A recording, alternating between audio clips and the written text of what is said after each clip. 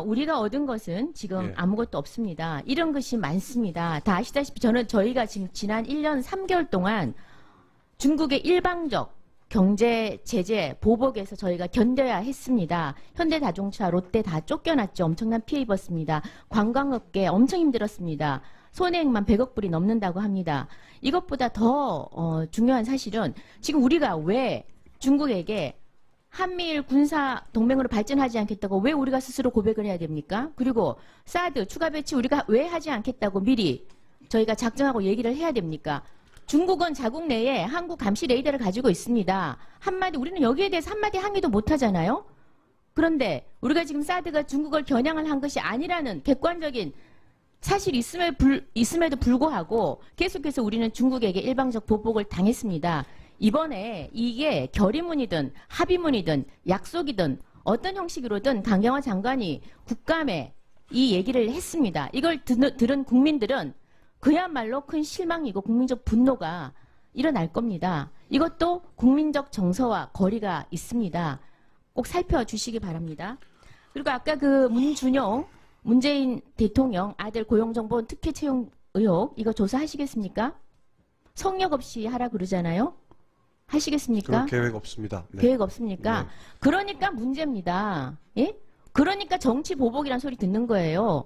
젊은이들에게 희망을 준다면서요. 절망 주고 싶지 않다면서요. 아프게 하고 싶지 않다면서요. 문준용 조사하세요.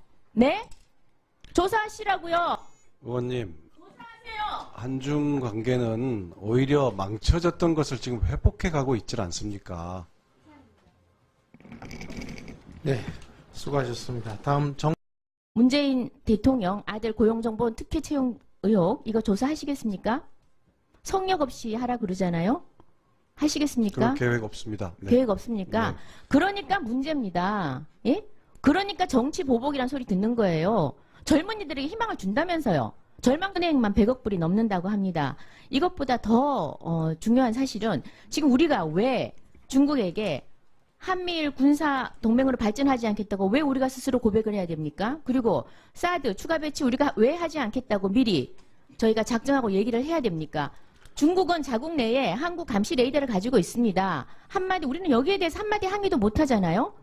그런데 우리가 지금 사드가 중국을 겨냥을 한 것이 아니라는 객관적인 사실이 있음에도 불구하고 계속해서 우리는 중국에게 일방적 보복을 당했습니다.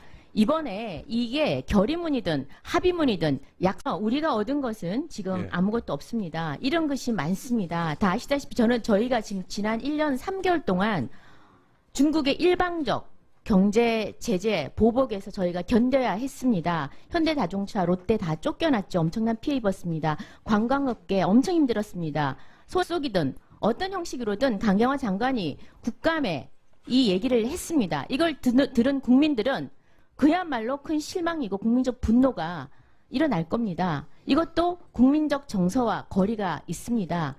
꼭 살펴주시기 바랍니다. 그리고 아까 그 문준용